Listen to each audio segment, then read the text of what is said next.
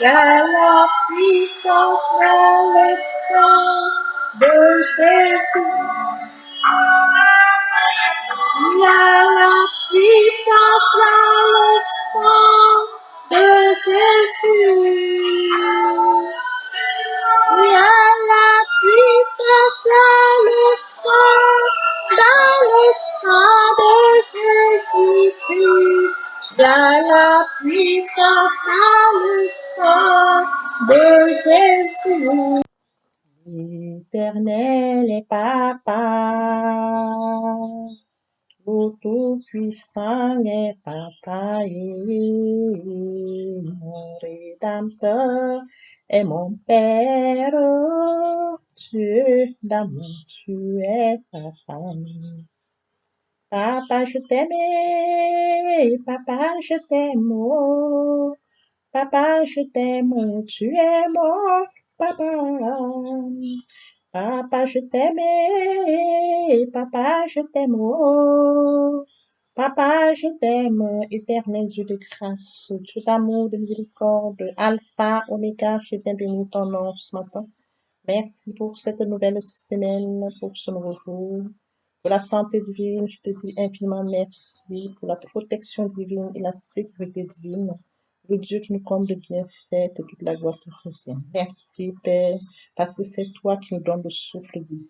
Esprit Saint, viens sanctifier les lieux, dresse autour de moi un mur de feu, afin d'éloigner toute influence négative qui pourrait nuire à ma prière, arrange ma prière, sécurise-la, conduis-la afin qu'elle parvienne agréablement aux oreilles de mon Dieu. Merci. Saint-Esprit, Père, je te dis merci pour ce moment précis et précieux que tu m'accordes de venir encore honorer à ce rendez-vous où je partage la parole vivante, où je communique la parole efficace, où je transmets la parole plus tranchante qu'une épée quelconque. Que cette parole touche les vies, que cette parole transforme les vies, que cette parole sauve les vies, que cette parole illumine les cœurs, qu'elle édifie les vies. Tu sais le faire, je laisse tout entre tes mains. L'honneur, la gloire, l'adoration te reviennent pour les siècles des siècles. Au nom puissant de Jésus-Christ, je t'ai prié. Amen. Bien-aimés dans le Seigneur, je vous salue dans le précieux nom de notre Seigneur Jésus-Christ. Beloved brothers and sisters in the Lord, I greet you in the precious name of our Lord Jesus Christ. Vous êtes la bienvenue sur cette chaîne l'unique véritable Dieu. Je partage la parole de Dieu. You are welcome on this channel, the Only True God, where I share the word of God. Mon but est celui de partager la parole de Dieu, raison pour laquelle je reviens chaque fois avec un nouveau sujet, ce qui nous permet d'affermir notre foi. Il est écrit dans la parole de Dieu que toute écriture inspirée de Dieu, utile pour enseigner, pour convaincre, pour corriger, pour instruire dans la justice, afin que l'homme de Dieu soit accompli et propre à toute bonne œuvre. My God is to share the word of God. Reason of why each time I come back with a new subject, which allows us to affirm our faith. Let's remember that it's written in the word of God. All scripture is inspired by God and useful for teaching, for convincing, for correcting, for instructing in righteousness, so that the man of God may be fruitful and fit for every good work. Je souhaiterais aider chacun de nous à se rapprocher de Dieu afin de développer sa relation d'intimité avec Dieu. I would like to help each of us to get closer to God in order to develop this relationship of intimacy with God. Je partagerai en français et en anglais. I will share in English and French. Mon partage se fera en 3 parties. My sharing will be done in 3 parts. La première partie est destinée à l'enseignement de la parole de Dieu. Elle se fera en une langue. Puis suivra la deuxième langue. The first part concerns the teaching of the Word of God. It will be done in one language and next follow the second language. La deuxième partie sera destinée à conduire toutes les personnes qui ne connaissent pas encore le Seigneur et ceux qui auraient abandonné pour quelque raison que ce soit. The second part concerns to lead the new convert and those who have given up for any reason. La troisième partie concernera la conduite à suivre pour se rapprocher de Dieu via la parole. The third part concerns the way to follow to get closer to God by His word. Bien, dans le Seigneur, veuillez m'excuser s'il y a des erreurs lors de la traduction d'une langue à l'autre. Je vous remercie pour votre bonne compréhension. Beloved brothers and sisters in love, please excuse me If there are any mistakes during translation from one language to another language, I thank you for your good understanding. Bien-aimés dans le Seigneur, partageons au maximum la parole de Dieu afin de toucher les vies, afin de changer les vies, afin de transformer les vies, afin de sauver les vies. Partageons au maximum la parole de Dieu. Beloved brothers and sisters in the Lord, you must share more and more the word of God so that we touch life, transform life, to illuminate and save life. You must share more and more the word of God. Thank you, Father. Merci, Seigneur. Thank you, God of grace. Merci, Dieu de grâce. Thank you, Alpha Omega. Merci, Alpha Omega. May the glory return to you, Father. Que la gloire te revienne, Père. Amen. Tendre Père Céleste, je te dis merci pour ce moment précieux et précieux que tu me donnes de venir partager la parole vivante, la parole qui était au commencement. Merci pour l'inspiration. Merci pour le courage, la détermination. Oui, Seigneur, je te dis merci parce que la force ne vient que de toi. Je te donne l'honneur, je te donne la gloire et l'adoration pour les siècles des siècles. Au nom puissant de Jésus-Christ, je t'ai prié. Amen. Bien-aimés dans le Seigneur, grande est ma joie de revenir ce matin partager avec vous la parole de Dieu. Poursuivons en savourant cette très belle chanson, car il est écrit dans la parole de Dieu que tout ce qui respire loue l'Éternel. Et après quoi, nous allons poursuivre avec notre enseignement de ce jour. Je ne t'ai jamais vu, pourtant je te connais. Ton histoire est racontée sur toute la planète. À ce monde qui crie justice pour sa souffrance et sa misère. Même les anges du ciel s'étonnent par la réponse que tu donnes. C'est par le sang de Jésus, le sang de Jésus, que les portes du ciel s'ouvrent pour moi. C'est par le sang de Jésus, le sang de Jésus, qu'à jamais mon péché sera lavé. Je pardonnerai. Oh, c'est mon péché. Oh, c'est mon péché. Oh, c'est mon péché. Oh, c'est mon péché.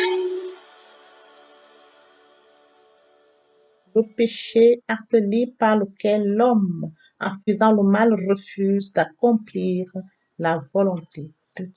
Bien, mes frères et sœurs en Christ, après avoir savouré cette très belle chanson, nous allons poursuivre par la lecture de Hébreux 9, verset 22. Là, il est écrit, « Or, d'après la loi, presque tout est purifié avec le sang, et s'il n'y a pas de sang versé, il n'y a pas de pardon. » Oui, bien, mes frères et sœurs en Christ, aujourd'hui, nous allons partager cet enseignement intitulé « Quelle est la signification du sang de Jésus-Christ ?» Oui, bien, mes frères et sœurs en Christ, tel que mentionné dans l'intitulé de nous ce jour, nous devons comprendre ce qu'il en est de la signification du sang de Jésus. Bienvenue dans le Seigneur, poursuivons notre enseignement de ce jour intitulé « Quelle est la signification du sang de Jésus-Christ ?» L'expiation du péché par le sang de Christ trouve son origine dans la loi mosaïque.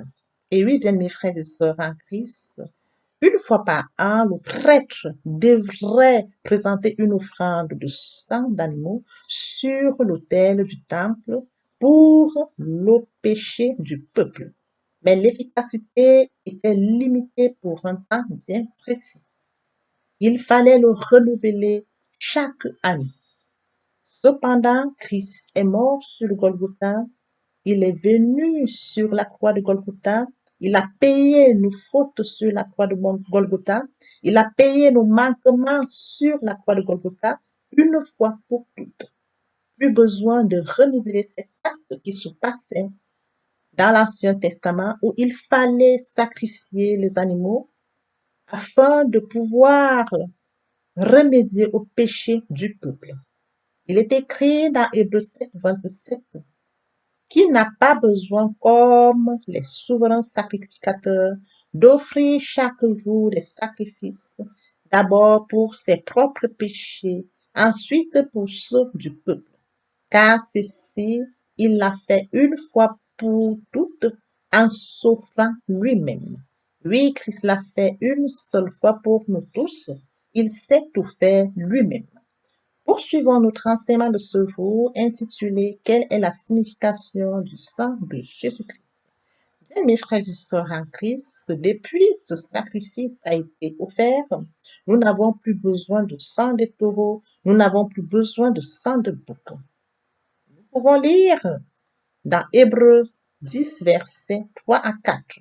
Mais en réalité, le souvenir des péchés est rappelé chaque année par ces sacrifices, car il est impossible que le sang des taureaux et des boucs enlève les péchés.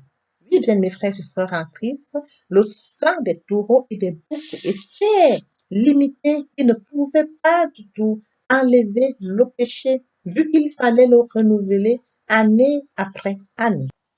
Bien, mes frères et sœurs en Christ, poursuivons par notre enseignement de ce jour intitulé Quelle est la signification du sang de Jésus-Christ? Il est écrit dans Hébreux 9, 12. Et il est entré une fois pour toutes dans le lieu très saint, non avec le sang des boucs et des veaux, mais avec son propre sang, ayant obtenu une rédemption éternelle. Bien, mes frères et sœurs en Christ, après lecture de Hébreux 9, 12, nous comprenons qu'il n'est pas question du sang de bouc ou de veau, mais il est question du Fils unique de Dieu, son Fils qu'il a aimé, Dieu a aimé le monde, qu'il a donné son Fils, afin que quiconque croise en lui ne périsse point, mais qu'il ait la vie éternelle. Il est question de ce Fils unique qui a donné, qui s'est sacrifié pour nous, afin que nous puissions, par son sang, recevoir une rédemption éternelle. Poursuivons notre enseignement de ce jour intitulé Quelle est la signification du sang de Jésus-Christ? Il est écrit dans 1 Pierre 1,19 Le sang précieux de Christ qui s'est sacrifié comme un agneau sans défaut et sans tache. Oui, bien mes frères et sœurs en Christ, après lecture de 1 Pierre 1,19, nous comprenons que il est considéré ici comme un agneau sans défaut, sans tache. Il est sans. Oui, bien mes frères et sœurs en Christ, nous n'avons plus besoin de sacrifice pour nos péchés. Sur la croix de Golgotha, alors qu'il était sur le point de mourir, il a dit, Jésus s'est écrit, tout est accompli, accompli pour moi, accompli pour toi. Et oui, bien mes frères et sœurs en Christ, nous devons en être conscients. Toute son œuvre de rédemption était définitivement achevée. Il nous a ainsi obtenu un rachat éternel. Nous devons nous en souvenir. Oui, bien mes frères et sœurs en Christ, il est mort pour nous sur le Golgotha où tout est accompli. Heavenly Father, I thank you. Thank you because you are the one who leads me, who give me inspiration, the one who give me strength. I give you glory, honor, and adoration in the name of Jesus Christ. Amen. Hello, brother and sister-in-law. I'm so happy to come back today to share with you the word of God. Let's read Hebrew 9, verse 22. There it's written, Now by law, almost everything is cleansed with blood, and if there is no bloodshed, there is no forgiveness. Beloved brother and sister-in-law, after reading Hebrews 9, verse 22, let's follow with our teaching entitled, What is the significance of the blood of Jesus Christ? Yes, beloved brother and sister, it's very important for us to understand the signification of the blood of Jesus Christ. The atonement for sins by the blood of Christ has its origin in the Mosaic law. Once a year, the priest was to present an offering of the blood of animal on the temple altar for the sins of the pupil. But he had to renew that because it was limited. Beloved brothers and sisters, but the effectiveness of this blood offering was limited, so it had to be redone over and over again. Brothers and sisters in the Lord, let's follow with our teaching entitled, What is the significance of the blood of Jesus Christ? Let's read Hebrews 7, verse 27. There it's written, Who does not need, like the high priest, to offer daily sacrifice, first for his own sins, then for those of the people. For this he has done once and for all by offering themselves. Beloved brothers, sister-in-law, after reading Hebrews 7, verse 27, we understand that since this sacrifice was offered, we no longer need the blood of bulls and goat. It's written in Hebrews 10 from verse 3 to 4, but in reality, the remembrance of sins is remembered every year by this sacrifice, for it's possible for the blood of bull and goat to wash away sins. Beloved brothers and sisters in the Lord, if the blood of bull and goat served as a reminder of sins, let's follow with our teaching entitled, What is the significance of the blood of Jesus Christ? It's written in 1 Peter 1:19, the precious blood of Jesus Christ, which sacrificed himself as a lamb without blemish and without spot. Yes, the blood of Jesus Christ. Jesus Christ here is looking at a lamb without blemish and without spot because he's holy. Beloved brothers, sisters in the Lord, we no longer need sacrifice for our sins on the cross. As he was about to do, Jesus cried out, It is finished. And his work of redemption was definitely finished. He thus obtained an eternal redemption for us. So, brother and sister in the Lord, let's follow with our teaching entitled, What is the significance of the blood of Jesus Christ? It's written in Hebrews 9:12, and he entered the most holy place once and for all, not with the blood of goats and calves, but with his own blood, having obtained eternal redemption. Yes, beloved brother and sister in the Lord, after reading Hebrews 9:12, you understand that God loved his begotten Son, sent him in the world so that if we accept him, we can have eternal life. So that his Son did on the cross for us. His Son did on the cross because of us. And when we accept Jesus Christ as our Lord and our Savior, so that we accept to that redemption for that He made for us on the cross. O Lord, bless your word that we have just here. Do not allow it fly away from our me. Let's go to the second part of our teaching.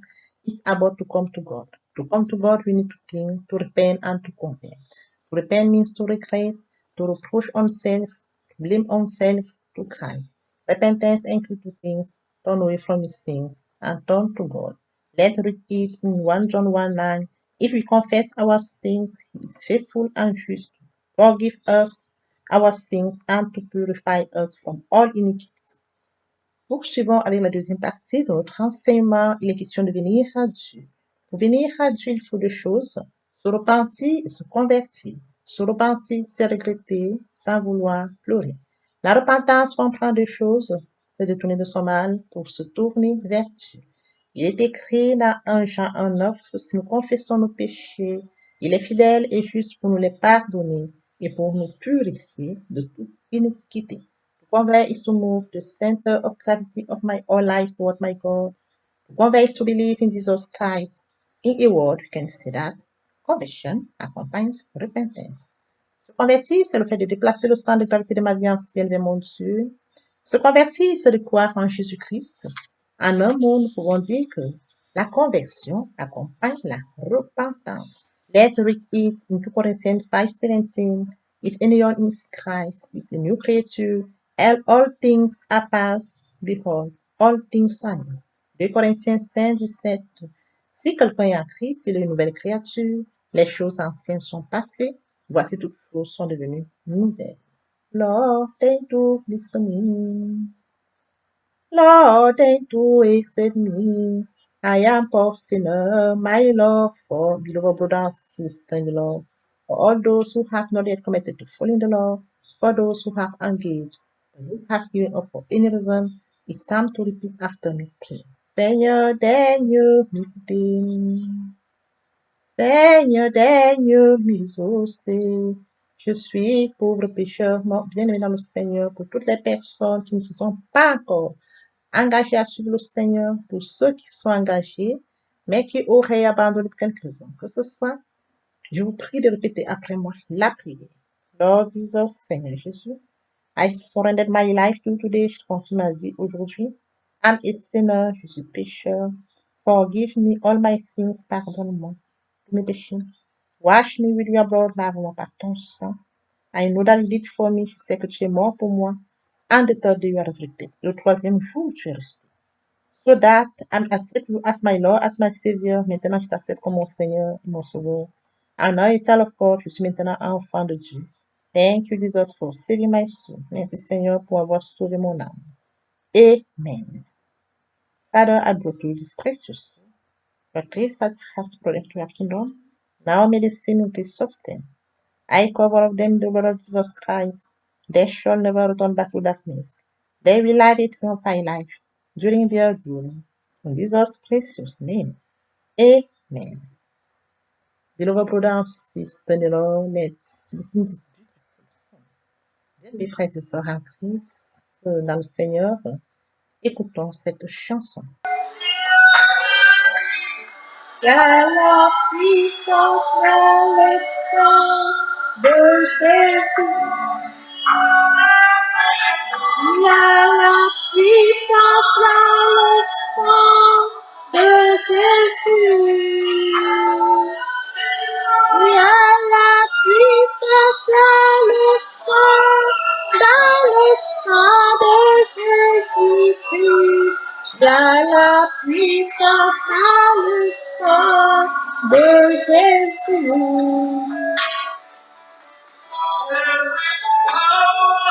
There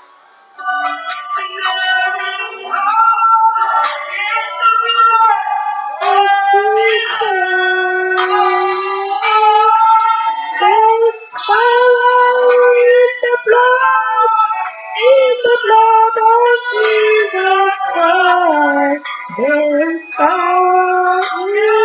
blood of Jesus.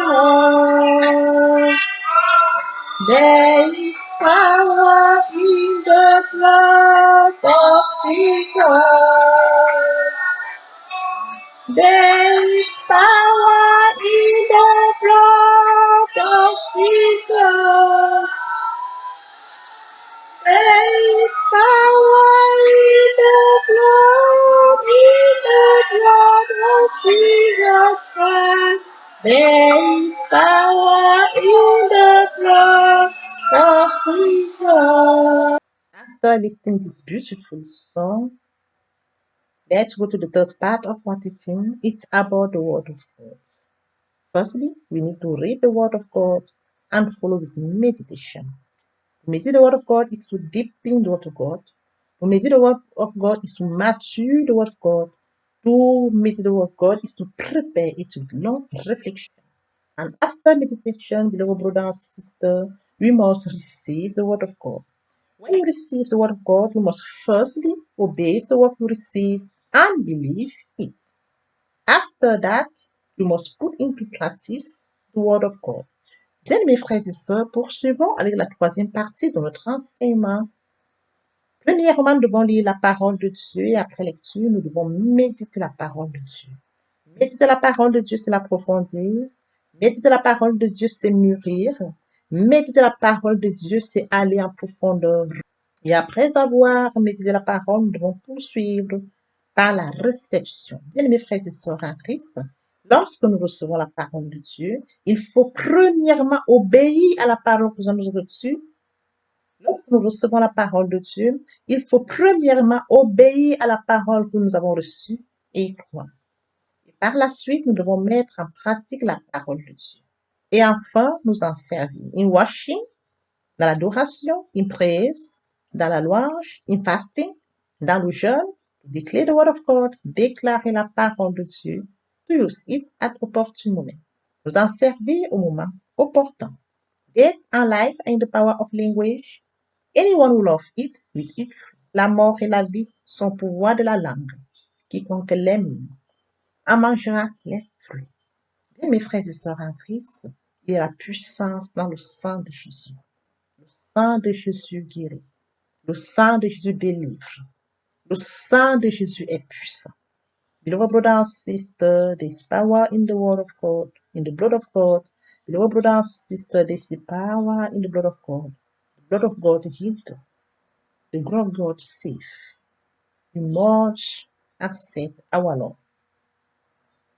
In the hope that this message has been a source of blessing for you, please share it more and more with those who are in your répertoire. Dans l'espoir que cet enseignement ait été enrichissant, priez de le partager avec ceux qui sont de votre répertoire. May the Lord God bless you and your respective family. Que l'Éternel Dieu vous bénisse ainsi que vos familles respectives. À très bientôt. We serve the only true God. Nous servons l'unique, véritable et